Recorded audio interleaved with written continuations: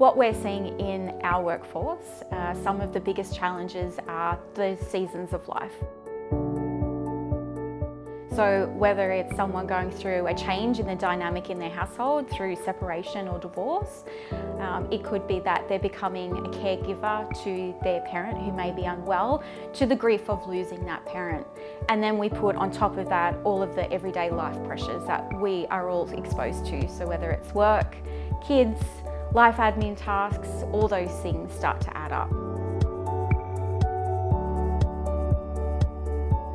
It can be really overwhelming for people when they're experiencing these types of challenges.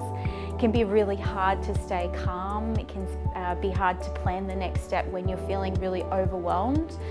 And I think on the flip side of that, for some people who think they're going okay, it can hit all of a sudden and you could be in exactly the same place.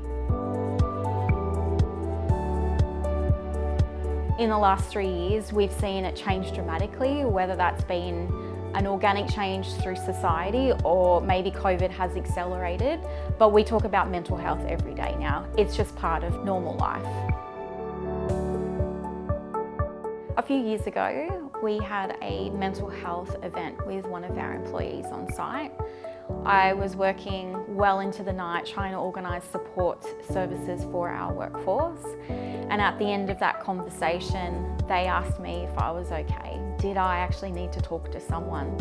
And I was so thankful for that question that I actually burst into tears because I felt that they were genuine and they were really understanding about the pressure and the stress that came from that event on me as the person in people and culture to organise those support services.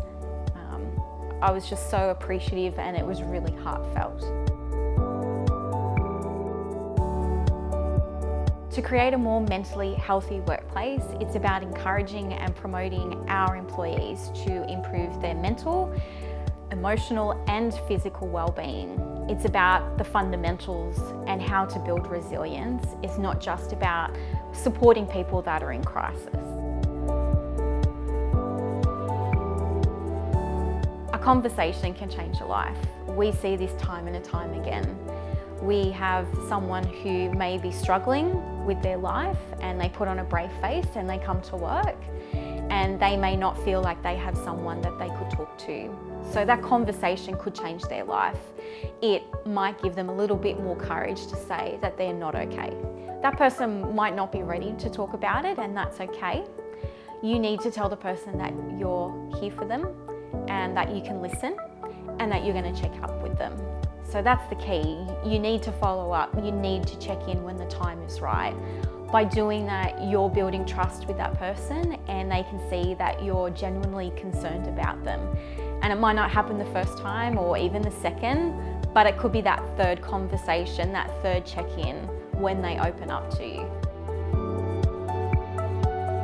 I also think it's important to have activities to turn to when you need to rest and recharge.